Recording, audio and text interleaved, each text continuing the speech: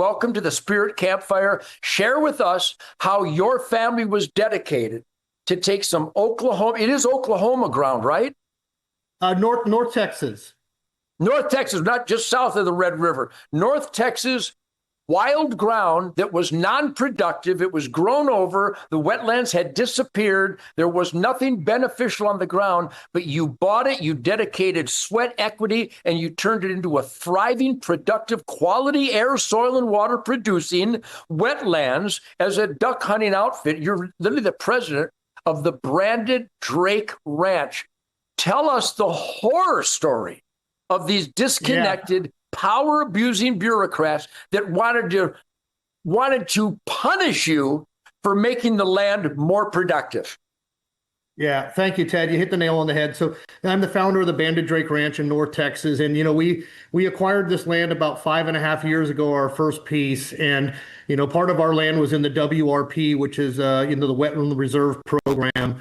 And what that means basically is it's the government, the original owners have sold it to the government to ensure and protect the wetlands moving forward in perpetuity. So we were super excited about that idea because we're duck hunters and we only wanted it to be wetlands, to be able to utilize it and improve it and make the habitat better and maintain it. And that was our idea. So as a additional piece of land came up for sale next to us adjoining our property, we approached the NRCS, the WRP program, and said, "Hey, listen, we want to buy this piece." And it had been undisturbed and untouched for 7 years, overgrown, unmanaged.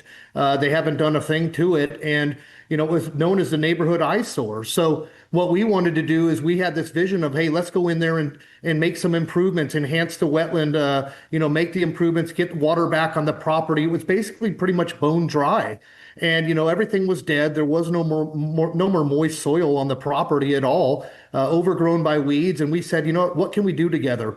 Well, we went back and forth and waited 1.5 years to try to get a response from them because, again, we wanted to make these improvements to make it better. And that's technically part of the contract with the NRCS is, they were supposed to improve and enhance the overall function of the wetland. And to their account, they have not done anything. And we were willing to spend and invest our own money to make this happen because at the end of the day, as you mentioned, Ted, we as hunters are the biggest conservationists out there.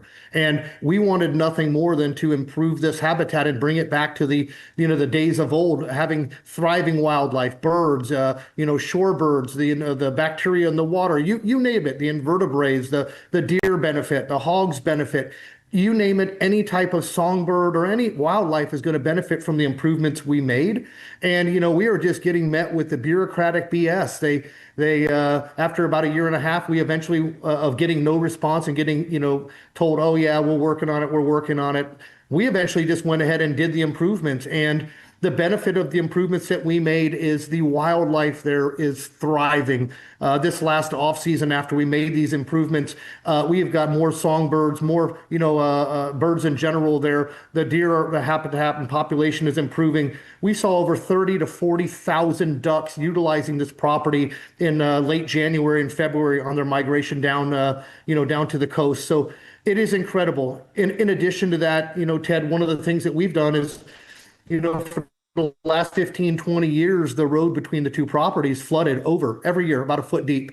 And since we made these improvements last year with our improvements and adding levees and structures in there, the road is not flooded. I've got neighbors who are coming out of the woodwork thanking me for what we have done, the improvements, the fact that they don't have to drive their cars through 1 foot of water, the fact that they're seeing wildlife thriving in this habitat is just incredible.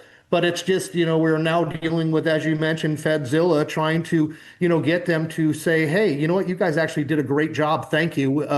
We really like the improvements. But instead, they're trying to threaten us with, oh, you're going to have to potentially rip all that stuff out and bring it back to what its original form was, which was an eyesore, which was a dead marsh. It was just a nightmare. It was overgrown, as I mentioned, and neglected. So that's the battle we're facing, and that's why we're super excited to have your support here to, help get some eyes and ears out there on what people like myself are dealing with again, trying to partner with the NRCS program. And, really, it's it's like beating your head up against a wall. We're not even asking for handouts, Ted. We're not asking for money. We're not asking for them to, pay for this. We get it. We're willing to make our own investments into this property to improve the habitat. And, it's just been a nightmare of a battle so far.